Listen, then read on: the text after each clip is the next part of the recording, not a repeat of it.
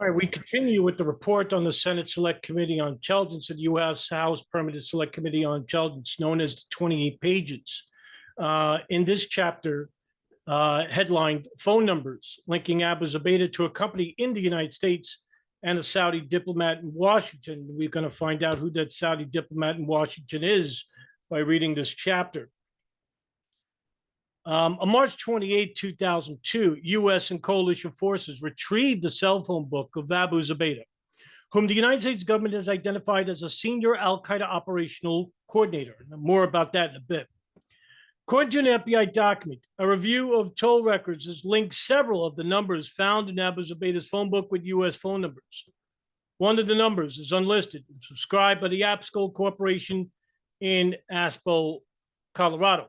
Now, I do want to talk about this issue of Abu Zubaydah and how the government labeled him as a high-level, high-ranking al-Qaeda detainee, because according to a Washington Post report that was issued 5 years later after the finalization of the Joint Inquiry Report, we find that Abu Zubaydah was an al-Qaeda. Now let's read this, mind you, okay? And Al-Qaeda says, CIA says it misjudged role, and I'll make myself disappear. CIA says it misjudged role of high-value detainee Abu Zubaydah, transcript shows, according to Washington Post staff writers on June 16, 2009. An Al-Qaeda associate captured by the CIA and subjected to harsh interrogation techniques said his jailers later told him they had mistakenly thought he was the number 3 man in the organization's hierarchy and a partner of Osama bin Laden, according to a newly released excerpt of a 2007 Guantanamo Bay trial hearing. They told me, sorry, we discovered that you are not number 3, not a partner, not even a fighter, said Abu Zubaydah, speaking in broken English, according to a new transcript of the Combatant Status Review Tribunal held at the U.S. military prison in Guantanamo Bay, Cuba.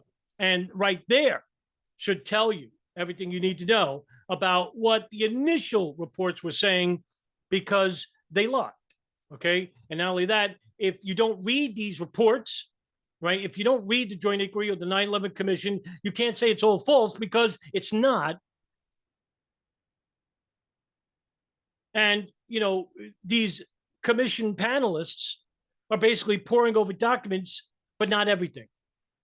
Because as you could see with the case of Abu Zubaydah, here you have like the intelligence service, like the CIA, basically saying that he is al-Qaeda. Meanwhile, when they go over later reports, they find out that, hey, he's not, because not everything was given to the commissioners, because people interfered with the investigation, especially the CIA. They definitely interfered. And by the way, Abu Zubaydah is one of only 3 detainees currently at Guantanamo. I think there's 35 left of them over there. Only 3 detainees labeled as indefinite detainees. In other words, forever detainees. He's not charged with anything. Mind you, he's not charged with anything. Why is he a forever detainee? Because they know if they release him, that he goes around the world and he tells everybody what they did to him. And that's what the captors said to Ridwan Isamuddin, who's also known as Hambali. We can't let the world know what we did to you. That's what they told him. He's the co-leader of Jemaah Islamiyah, and a terrorist group in Indonesia. FBI headquarters sent the lead to the Denver field office requesting that it investigate this connection. On September 19, 2002, agents of the Denver field office responded, stating that they had completed their initial investigation. According to the FBI's Denver office, APSCO is the umbrella corporation that manages the affairs of the Colorado resident of Prince Bandar bin Sultan, the Saudi ambassador to the United States. Hey, a high-level Saudi government official.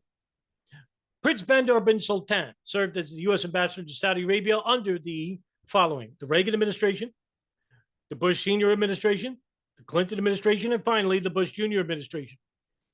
In fact, he was such good friends with the Bush family that they even gave him a nickname called Bandar Bush. The facility is protected by seminar security. Agents of the Denver field office noted that neither APSCO nor seminar security is listed in the phone book or is easily listable. In addition, The Colorado Secretary of State's efforts have no record of Abscol. The Denver office did not attempt to make any local inquiries about Abscol, as they believed that any inquiries regarding Abscol could be quickly known by Prince Bandar's employees. Due to the sensitivity of the matter, they decided to hold their investigation of Abscol in absence until they received additional guidance from FBI headquarters. In other words, there's not going to be any investigation because the State Department under Bush and later under Obama and later under Trump and later under Biden are protecting their interests, which is Saudi Arabia. Billions of dollars at stake, not millions, billions are at stake because no country on the face of the earth buys more American-made weapons than Saudi Arabia. That's right, they're number one. Two, the United States has an oil contract agreement regarding price per barrel. The United States military is located in Saudi Arabia, Mecca and Medina. This is the reason why bin Laden went to war with the United States initially. So, if the United States government is protecting the Saudi government and their connection or indirect connection to the 9/11 hijackers, why are you, the public, voting for these people? Why aren't the truth movement in front of the White House screaming instead of downtown like a bunch of cheerleaders?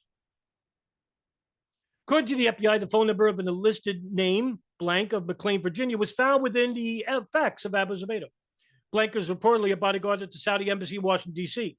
The FBI now suspects that it may be a blank.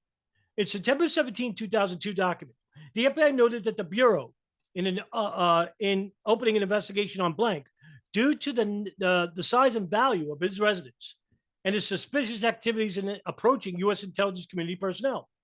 It also appeared that blank had been in contact with blank, which is located at blank in McLean, Virginia. Heavily redacted there, aren't we? The FBI has identified this address as the address of Prince Bandar. Another link. Here we go. Listen. There's also another link that was uncovered in Penbom and later on more detailed in Operation Encore. And I'll explain it as quickly as I can here. The FBI found that Bandar bin Sultan's wife, Haifa bin Faisal, along with her husband, Prince Bandar, had a bank account at Riggs Bank.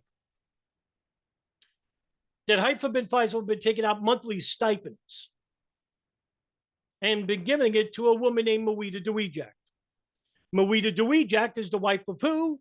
Osama Basnan. Bingo. Hey, wait a minute. I've heard that name before. Osama Basnan, who was interviewed by the FBI, praised Osama bin Laden, even threw a lavish party for the return of one blind Sheikh Omar Abdul Rahman, who was behind the 1993 World Trade Center bombing and also the landmarks plot for which he was convicted of. He's also the co-leader of Gamma Islamiyah, an Egyptian radical fundamentalist group that was involved with the assassination of Anwar Sadat in 1980. According to the FBI, blank is, and by the way, Osama Basnan would give that money to dun, dun, dun, Khalid al-Mihdhar and Nawaf al-Hazmi, two men who were involved with the hijacking of American Airlines Flight 77 that crashed into the Pentagon.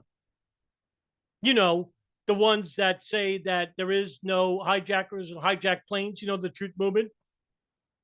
If there is no hijackers or hijacked planes, guess what? This huge conspiracy involving Prince Bandar bin Sultan doesn't exist. Now, why would you do that? Should be noted that the FBI's November 18, 2002 response states that the CIA traces have revealed no direct, now remember the wording here. The CIA traces have revealed no direct links between numbers found in Abu Zubaydah's phone book and phone numbers in the United States. They're not saying there is no connection. That's why you got to read these things, right? You got to read the Joint House Inquiry. You got to read the 9/11 Commission Report. You got to read the Inspector General Report of the CIA and the FBI. Read these things because they'll show you things that the truth movement told you not to read, which are conspiracies, actual ones. So there is an indirect connection, they're saying, that the Saudi government and Al-Qaeda involved with the 9/11 attacks, there is an indirect connection. Fascinating. U.S. government also located another Virginia number to an Osama bin Laden safe house in Pakistan. The number is subscribed to an individual named Blank, who was interviewed by the FBI in June of 2002. Could not explain why his number ended up in a safe house in Pakistan, but stated that he regularly provides services to a couple who are personal assistants to Prince Bandar. Circle gets smaller and smaller, doesn't it? This couple's driver is an individual named Blank, who was assigned to the Saudi embassy in Washington, D.C. Guess who else is a Saudi ambassador in Washington, D.C. and head of the Islamic Affairs Committee in hiring imams all around the country? Well, thanks to Operation Encore, we know that person is Musaid al-Jarrah. By the way, Musaid al-Jarrah has a connection to who? Saudi government officials acting on behalf of Musaid al-Jarrah, like Fahad al-Tamari, Omar al-Bayoumi, and Osama Basnan. And they have a connection to who? Khalid al-Mihdhar Nawaf al-Hazmi.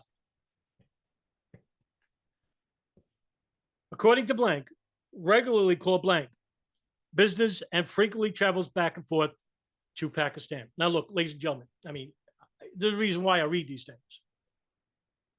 You know, for years, Richard Gage and, Barbara Honegger and God knows who else, Jason Bermas and all the rest, they told you not to read these things. It's all a lie. Everything in it is a lie. Anything coming from the federal, local, state governments, they're all lying. Everyone's in on it. And it's really preposterous when you think about it. But if you don't read these things, you won't find these anomalies. Not everything in the 9/11 Commission or the Joint House Inquiry or the Inspector General reports are lies. I mean, the 9/11 Commission saw 1 million documents, all right? But they didn't see probably about 3 other million documents that were classified or destroyed, okay? So it's not a false report, as the Truth Movement would say. I would say it's an incomplete one because they didn't have the Gerald Shea Memorandum, which shows the Israeli art student ring. They didn't have Able Danger, which was a Defense Intelligence Agency operation in monitoring the al-Qaeda operatives in the United States. And stuff like this, which is redacted in the Joint Inquiry Report. Look, that's the end of this video. I will continue to read these chapters to you in hopes of better educating and responsibly informing you so we can take action later and hopefully get a sense of justice involved with prosecuting high-level people within the intelligence services and the federal government.